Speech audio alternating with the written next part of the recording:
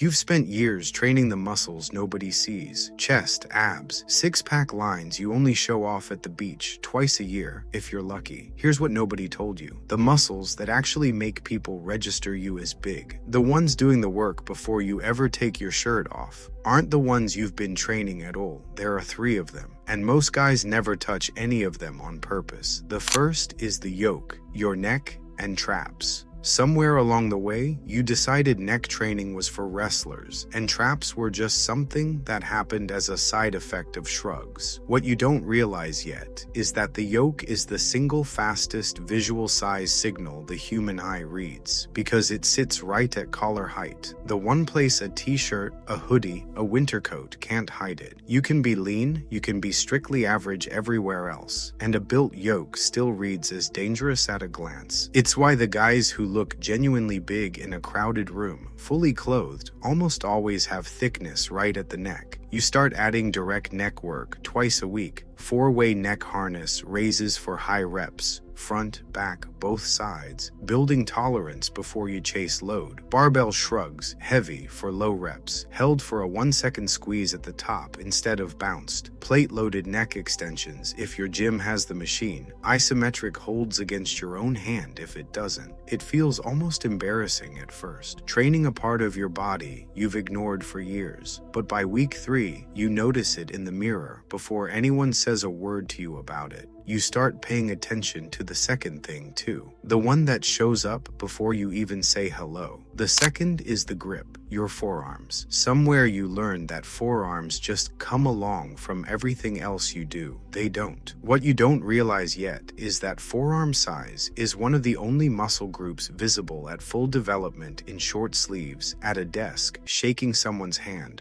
No flex required, no context needed. A thick forearm reads as raw, unglamorous strength, the kind that doesn't need to perform for anyone. You start training grip directly, not as an accessory. Dead hangs from a bar, working toward longer holds instead of more reps. Wrist curls and reverse wrist curls, both directions, because a forearm trained one way stays flat on the other side. Farmers carries with real weight, walked slow, grip failing before your legs ever do. Thick bar or towel-wrapped work when you want to feel it the next morning. Your handshake changes before your shirt size does. People notice that first. There's one more piece, and it's the one that decides how big you look from all the way across the room, before anyone's close enough to shake your hand at all. The third is the frame, your shoulders, not the front delt everyone already trains into the ground from years of bench pressing. The side and rear delt, the ones responsible for width, not just size. What you don't realize yet is that shoulder width is what your brain is actually measuring when it decides whether someone looks big from across a room, long before it registers waist size or arm size at all.